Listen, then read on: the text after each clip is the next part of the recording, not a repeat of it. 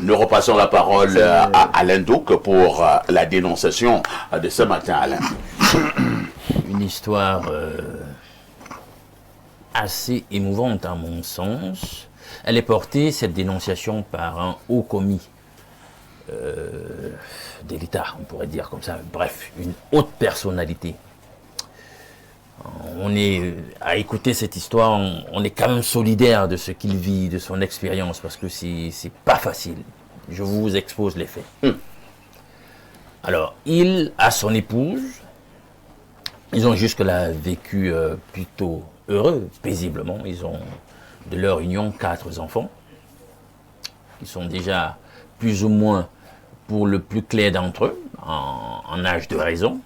On peut même dire pour tous les 4, hein, parce que si un enfant fait déjà terminale, l'enfant fait philosophie, on comprend que l'enfant raisonne, a conscience d'un certain nombre de choses. Alors, le coton était plutôt bien filé jusqu'à un moment où la femme décide de vouloir faire chambre à part. Notre personnalité, le monsieur ne comprend pas trop quel est le problème, pourquoi elle veut faire chambre à part. Il essaye de s'opposer à la volonté de son épouse, puis finalement il cède. Ok, on va donc faire chambre à part. Elle prend une autre chambre, désormais ils vivent comme ça. Quelque temps après, elle ne s'en tient plus à la problématique de chambre à part, parce que des petites accusations avaient déjà commencé un tout petit peu à fuser. Tu n'es pas bien, tu es un satan, tu es un sorcier, machin, truc. Finalement, on pousse fort dans cette logique-là, d'accusation d'être un sorcier. D'ailleurs, il n'est pas seul, même si leurs enfants ont déjà été satanisés par l'époux, etc. Et elle décide qu'elle va le quitter. Après la séparation de couches, elle dit qu'elle quitte le ménage. Il ne comprend pas, il est perdu. Satan, qu'est-ce qui se passe, sorcier? Elle dit qu'elle quitte le ménage et qu'elle n'emportera rien. Donc, ils ont un compte commun, en réalité. Un compte d'épargne commun où il y avait 60 millions. 60 millions? Oui. C'est intéressant, ça. Ah oui, très. Ouais, c'est là que je commence à parler. Elle dit donc qu'elle va partir sans rien du tout, qu'elle ne veut même pas emporter une aiguille. Rien de rien. Elle va quitter ce ménage avec ce vampire, ce sorcier, avec ses enfants même qui sont de même comme leur père et tout ça. Elle va juste aller avec le vêtement qu'elle avait sur elle au moment où elle le lui dit, avec ses sandales du moment, et c'est tout. Donc elle ne veut rien emporter de ce sorcier et tout. Donc elle s'en va. Le monsieur, il ne comprend pas en réalité ce qui se passe dans la tête de sa femme. Elle part. Donc, de fil à aiguille, quelques temps après, il se rend compte qu'en réalité, le compte a été vidé. Ça a déjà encore plus le intéressant. compte d'épargne commun a été Les vidé. 60 bâtons se sont envolés. Oui. Et il essaie de comprendre, mais finalement, elle disait qu'elle part, elle ne va rien prendre et tout. Mais comment il y a... Mais elle a même tout pris. Comment il n'a pas l'argent et tout ça. Il commence donc son enquête, etc. Il pose des questions. C'est là où il se rend compte que, elle s'est installée avec quelqu'un. Oh là là. Dans un appartement quelque part. Incroyable. Mais qui est le monsieur, qui est le sieur en question? Un pasteur. Non! Un de vos 10 heures de bonnes aventures, là. Lui, un marabout. C'est le terme qu'on aime utiliser.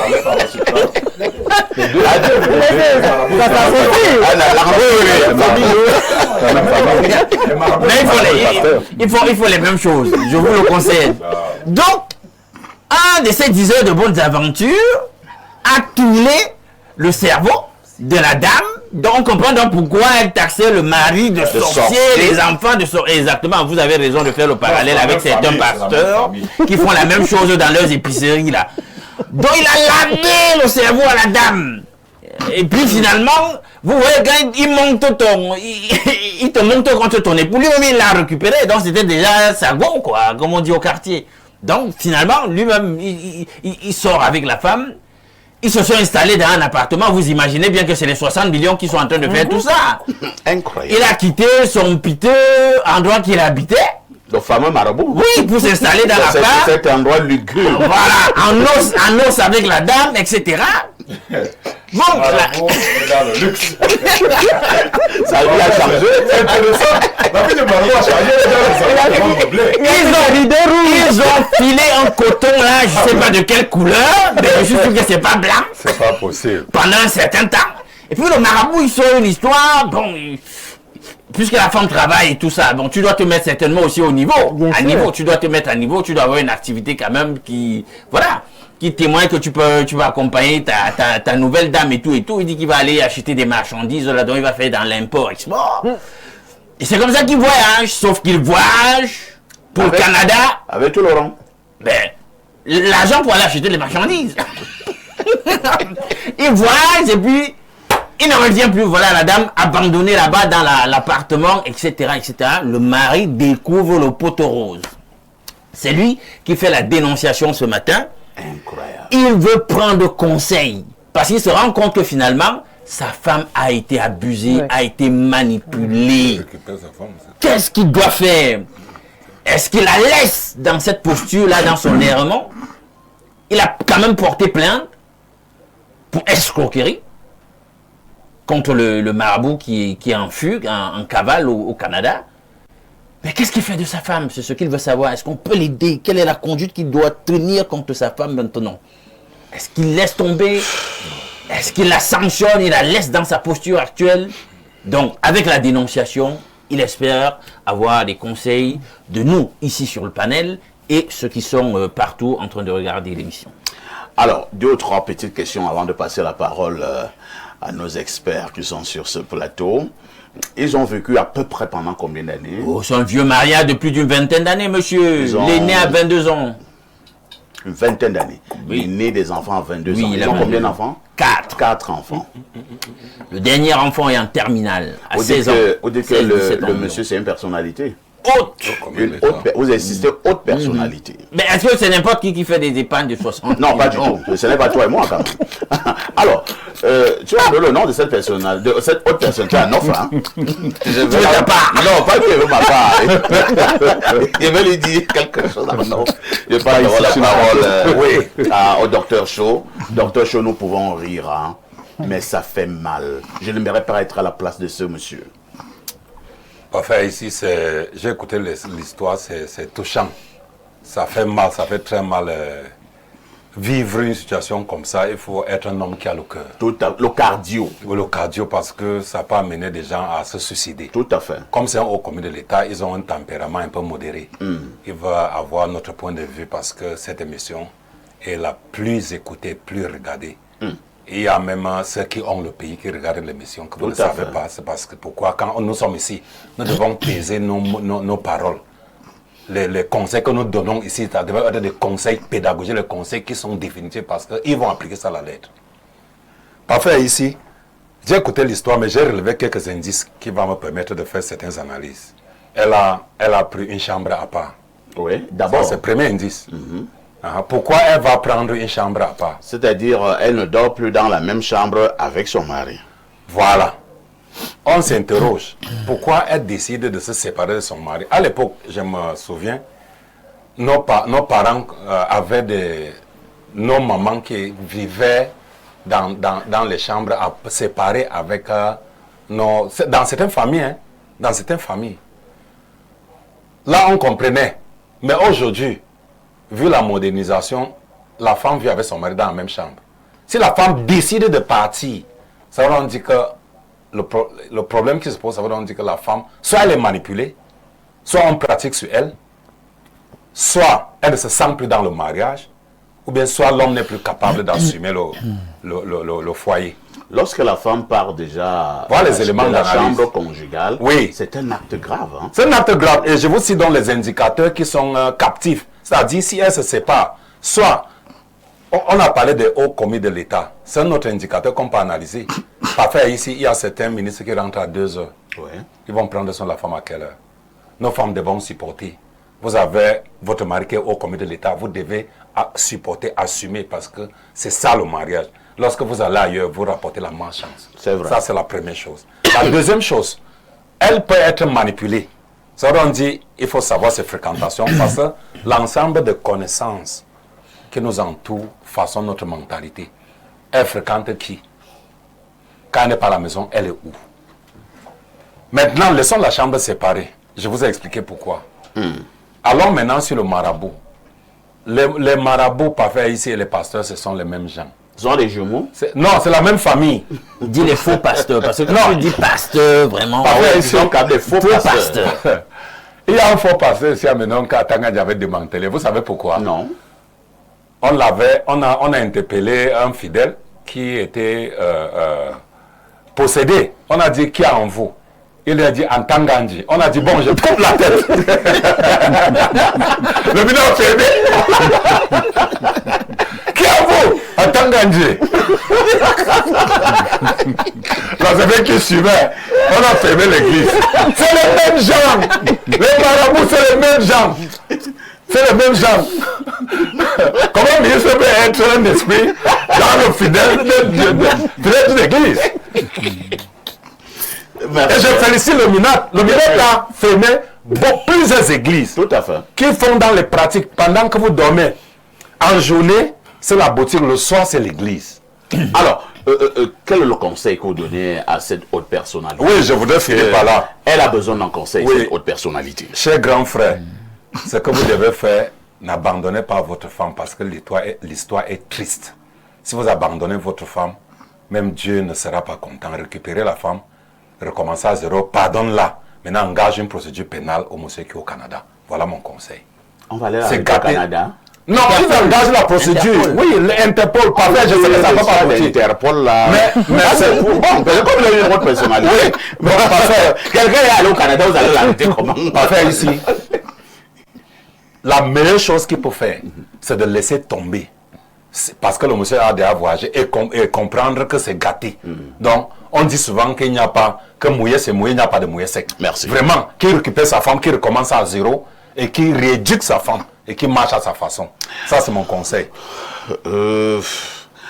Docteur Oleme, Docteur Shaw pense que malgré l'acte commis par cette dame, le monsieur doit pardonner. Il doit reprendre sa femme. Il doit comprendre que la femme a été manipulée. Est-ce que c'est facile? C'est-à-dire que l'infidélité a été officielle et officialisée. Il est allé vivre... Parfois, tu peux même pardonner. Mais quand on te dit avec même qui ta femme te trompe, ça fait deux problèmes. On dit, un marabout, tu imagines la saleté. Quand tu te vois, toi, la haute personnalité, tu vois comment tu es élégante, tu vois comment tu as le pouvoir, tu es respecté, tu as de l'argent. Et ta femme va faire ces choses-là dans une case lugubre avec un monsieur crasseux et qui sent je ne sais pas quelle odeur. Bon, les 60 millions aussi sont partis, c'est un détail important. L'homme là doit pardonner.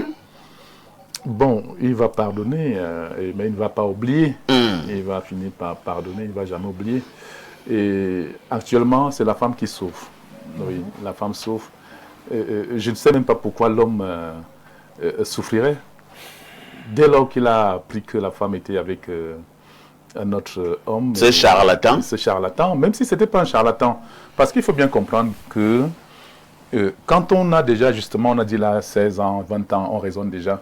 Quand on raisonne déjà, on pose des actes, n'est-ce pas, où nous sommes conscients. Hein. Bien sûr. Oui, quand on a posé un acte, on est bien conscient. Et on ne va pas interdire à un être humain de ne pas avoir d'autres pensées contre vous, vis-à-vis de vous, ou alors des pensées qui vont lui permettre, n'est-ce pas, de pouvoir se mouvoir, se développer, parce qu'elle trouve qu'avec vous, elle n'arrive pas à se développer. Il ne faut pas seulement penser qu'on l'a envoûtée. On ne sait pas, Dieu qui a créé la femme à partir de l'homme, par la côte de l'homme, a-t-il mal fait, n'est-ce pas, de créer la femme? Parce que la femme, elle se retrouve souvent à des situations où on se pose des questions, mais pourquoi elle ne raisonne pas avant? Parce que tu vois l'être humain devant toi, un monsieur qui vient vers toi pour te faire la cour. Vous avez commencé certainement par des dénonciations pour dire, bon, tu es marabout, je viens te voir parce que j'ai tel souci. Est-ce que tu ne crois pas en Dieu? premièrement, pour aller voir un marabout qui va te raconter des histoires sur ta vie, ou bien la vie de tes enfants. Et commencer à dire que ton mari, c'est un démon. Un démon. Vous avez plus de 10 ans de mariage. Plus de 20 ans. Prenons l'exemple de plus de 5 ans de mariage. Un homme avec qui tu as commencé à passer du temps d'abord entre amis, et vous étiez d'abord des amis, après les fiançailles, après, n'est-ce pas, le mariage s'est installé, les enfants sont là, et c'est quelqu'un qui a également sa famille, sa propre famille nucléaire. Alors, vous commencez à le juger parce qu'un individu vous a dit ceci. Là, vous laissez cette personne qui pense que vous êtes devenu démon, subitement. Vous laissez la femme. Monsieur laisse la femme et quand il se rend donc compte finalement que oui, tout ce qu'elle racontait là, c'est parce qu'elle était entraînée par un individu autre qu'un homme, par un marabout. Oui. Moi, c'est une fierté pour moi de savoir que ma femme m'a quitté pour un homme. Oui. C'est une bonne fierté pour moi de savoir que ma femme m'a quitté pour un homme. Mais le marabout, c'est un homme. Bien sûr. C'est une fierté. Je dis à cet homme-là, à ce monsieur-là, que ça doit être une fierté pour lui parce que sa femme l'a quitté pour un homme. Si sa femme l'avait quitté pour une femme ou alors pour un animal, ça allait encore être... tu poses des questions, mais docteur, je savais vers qui? Où c'est tu à quel il va? Comment une fierté? Ma femme me quitte. Oui, parce que il faut savoir... Et vous dites que c'est une fierté? Oui, parce que ce monsieur a éduqué sa femme. Il n'a pas pris sa femme comme... quand on fonde une famille avec une femme, ça veut dire que tu as raisonné. Tu as compris que ça là, cette femme, c'est avec elle que je peux vivre. Attends, vous accusez l'homme? Je n'accuse pas l'homme, j'accuse la femme. Mais par contre, je dis que l'homme ne doit pas se fâcher. Pourquoi? Il doit prendre ça... Il doit être joyeux. Il doit prendre ça sportivement. Que oui, la femme n'a pas compris que c'était lui qui était l'homme idéal pour sa vie. Alors, après 20 ans de mariage. Au finish, l'homme doit aller récupérer sa femme? Il doit récupérer sa femme et lui dire que bon, voilà, garde les enfants. Et parce que il n'y a plus l'amour. Cet homme ne peut plus, je ne sais pas s'il pourra se mettre encore, n'est-ce pas, en érection avec sa femme. Tu veux comprendre? Il va consulter le mât comment? Oui, il faut banaliser la chose. Il y a un problème. Moi, je veux dire ceci. Vous dites qu'il n'y a pas de problème, il y a un problème. Quand tu as une femme qui arrive à ce niveau, il faut banaliser la chose. Parce qu'il ne faut pas que tu réfléchisses. Il est interdit de réfléchir. Très bien. De pas d'avoir, n'est-ce pas, des céphalées, des problèmes d'AVC. Et même des AVC. Des AVC, tu vois un peu, de tomber malade. Oui. Si tu commences à réfléchir, il va tomber malade. Merci, docteur Olemain. Jeanne-Rosine Mvondo, vous êtes une femme, ça tombe bien. Qui a les femmes? Ça dit que 22 ans de mariage. Et Seigneur, le mariage qui est dur ici dehors. Et on me fait comprendre qu'elle a la même une haute personnalité. Cela signifie que c'est une femme. Et on me dit qu'elle a un bel emploi. Elle a un bon emploi, elle a une belle voiture, elle a le respect au quartier, au village. Quand elle va au village le week-end, tous ce sont les Oyanga, on l'accueille. Elle fait descendre les sacs qui soignent. Les sacs qui soignent. Les sacs mouillés pas faits. C'est dans les rayons des femmes, elle est respectée. Parfois, c'est elle la présidente. Voilà ce qu'elle trouve à faire. Aller tromper. Ce n'est même plus tromper, hein. Aller vivre. Parce qu'elle est même partie. Ce n'est même pas tromper. Elle allait changer la vie. Elle allait vivre avec un marabout et vider tout le compte. 60 millions. Entre-temps, le fameux marabout est déjà allé au Canada avec tout l'argent. L'homme doit reprendre sa femme et pardonner. C'est dire que ça arrive. Qu'est-ce que les femmes cherchent?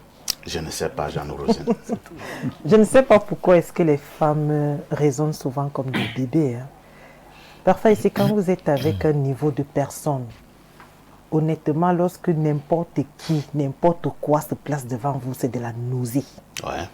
Il faut savoir choisir les personnes qui viennent face à vous. Moi, je me vois pas en train d'être avec un haut commis de l'État et puis je traîne avec des petites babas, des gens, des va-nu-pieds. Ça va commencer comment? Pour que je me retrouve en train de traiter parfaitement à mon niveau, si franchement. Tu vois la case où elle va entrer. Et tu vois ces gens-là, ils ont un parler et ce sont des grands psychologues, ces marabouts-là. Et ils marchent aussi les écorces. Lorsque vous arrivez...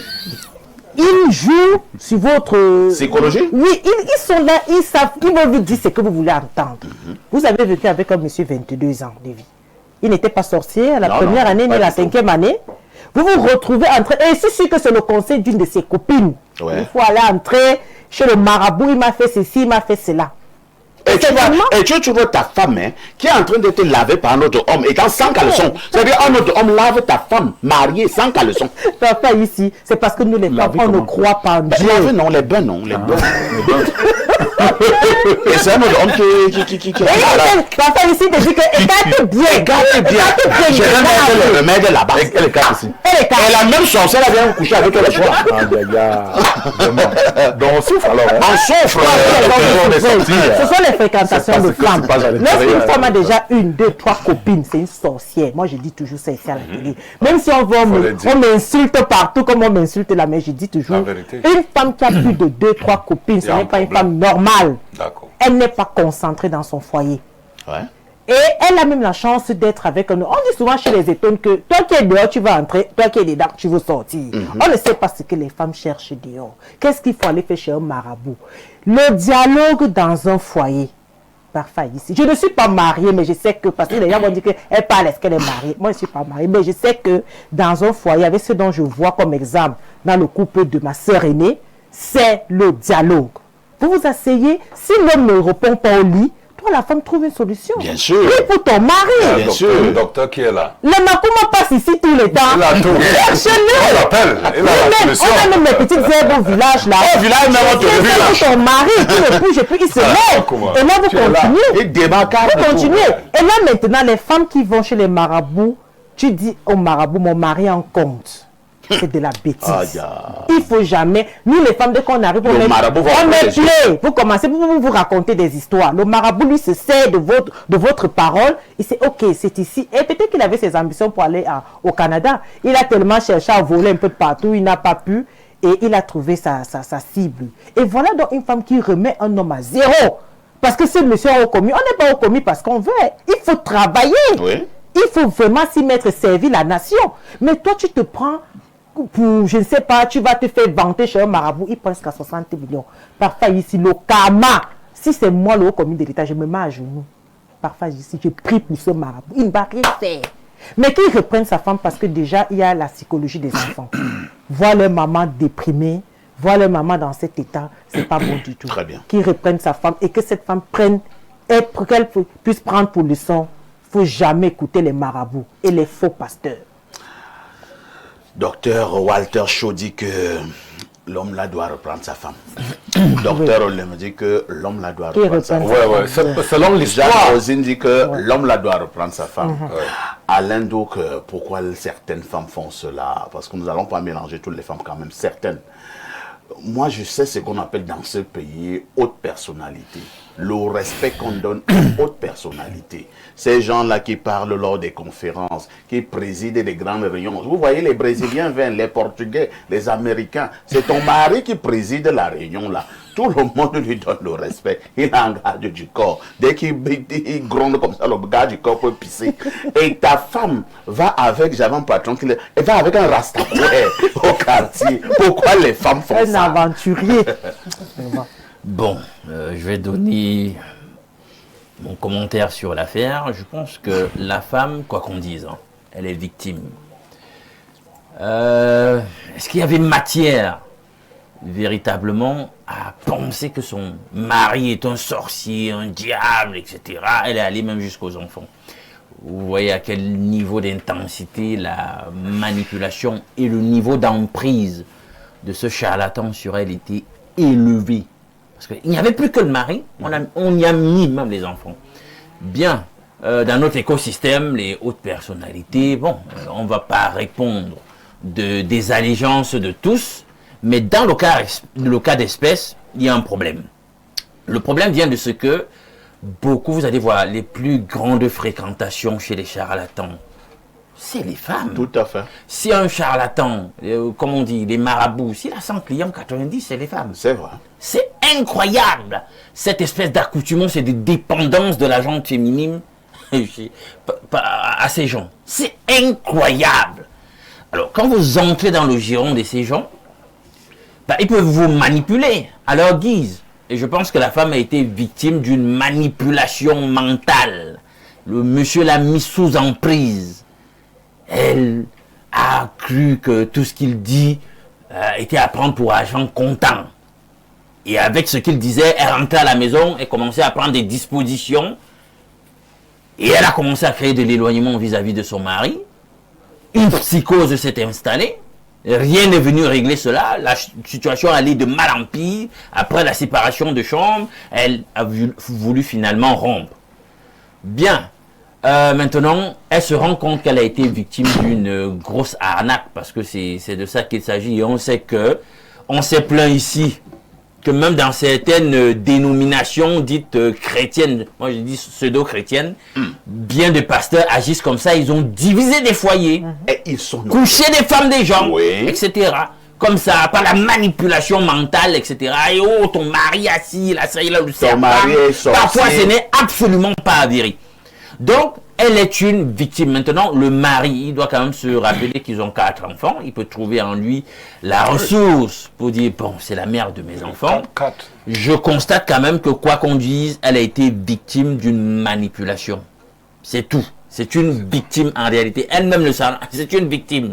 Très bien. Donc, il peut pardonner et la reprendre. Bon, comme on dit, dans le cadre d'une paix des braves, sauver les meubles. Bon, la stabilité des enfants aussi, c'est vrai qu'ils ne sont plus en tant que tels aussi petits que ça, mais quand même, il peut agir dans le sens de conserver la cohésion conjugale, la cohésion familiale, les enfants et tout. Bon, ça, tout dépend de lui, parce que s'il veut aussi rester rigoureux, il peut aussi dire, bah, il a répudié. Bon, et puis on ne dira pas non plus qu'il a tort. Salut parfait, tu es le meilleur.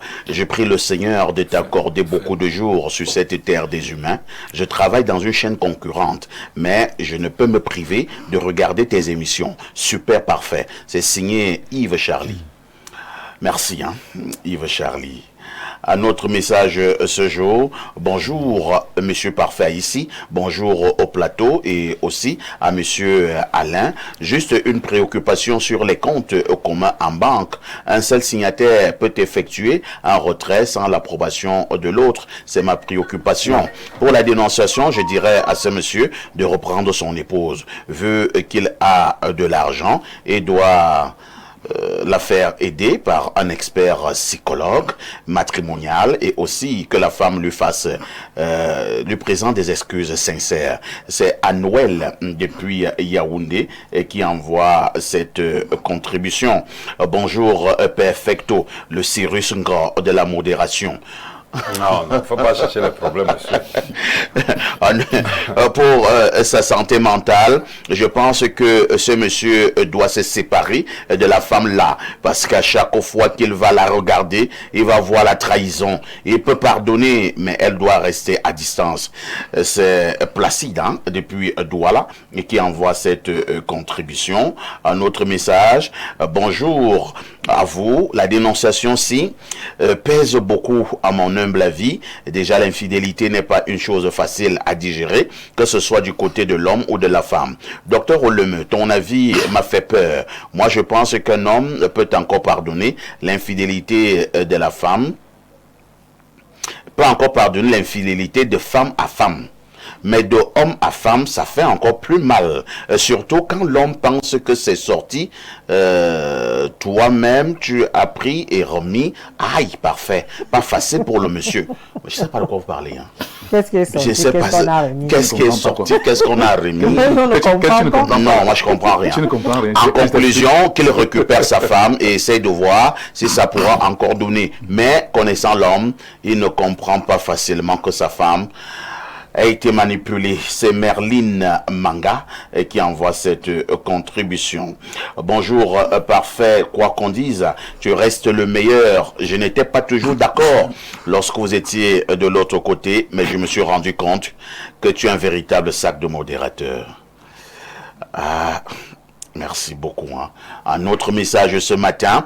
Bonjour parfait. Ici, cette histoire que nous venons d'écouter est très douloureuse. Nous tous commettons des péchés. Le Seigneur est miséricordieux, lent à la colère et plein d'amour. Il prône le pardon et ceci étant, le conseil que je vais redonner au monsieur est de pardonner et récupérer sa femme puisqu'elle a été manipulée par ce marabout. Ils ont des grands enfants. Il vaut mieux poursuivre ce marabout et pardonner sa femme pour élever leurs enfants. Surtout Rappelez-vous qu'en ce moment, nous sommes à la semaine de l'unité. Je suis Zélure depuis Bellabo. Pardon par failli, si bien vouloir lire mon message aujourd'hui, merci. Ah, mon ami, je l'ai donc lu. Tu vas passer un excellent week-end. Un autre message ce jour. Bonjour au marabout de la modération et à l'ensemble du panel. Avec votre émission, je souhaite également féliciter Alain pour ses prises de position et ses dénonciations qui reflètent avec justesse certaines réalités de notre société. S'agissant de la dénonciation évoquée, il me semble important de souligner que le problème est multifactoriel, comme l'ont d'ailleurs relevé mes aînés. Du côté de l'homme, il convient d'interroger son comportement, ses responsabilités, sa disponibilité réelle et sa capacité à assumer pleinement son rôle. Du côté de la femme, certaines attitudes relèvent parfois d'un manque de discernement, voire d'une naïveté préjudiciable. Mon point de vue est le suivant. Il serait préférable de mettre fin à la relation affective tout en maintenant le lien conjugal strictement dans l'intérêt des enfants. Chacun doit être conscient de sa place, de ses responsabilités et du respect qu'implique le statut d'époux ou d'épouse. Enfin, Info TV ne se contente pas d'être parfait, c'est du très haut niveau de perfecto. Steve de Bastos. De Bastos. Ouais, merci. Un autre message ce matin. Bonjour, parfait Haïti, la femme est un être exceptionnel. Elle n'aime pas comme nous les hommes aimons. La femme réagit d'abord à ce que l'homme lui fait ressentir à l'instant. Et il n'y a pas d'attachement, non. C'est pour cela que lorsque la femme te trompe, c'est parce qu'elle a estimé que son amant t'est supérieur et c'est définitif. Elle est hypergame et c'est inscrit dans ses gènes. C'est pour ça qu'il ne doit pas reprendre cette femme. Parce qu'elle s'est salie. Elle a sali le monsieur et elle a sali ses enfants. Le monsieur a de la chance, ses enfants sont déjà grands, ils ne souffriront pas d'un divorce. Le monsieur trouvera une autre qui lui donnera tout le respect et l'honneur dû à son rang de haute personnalité et sa dignité d'homme. Il y a des crimes impardonnables et ça en fait partie. David est ami depuis l'école des postes.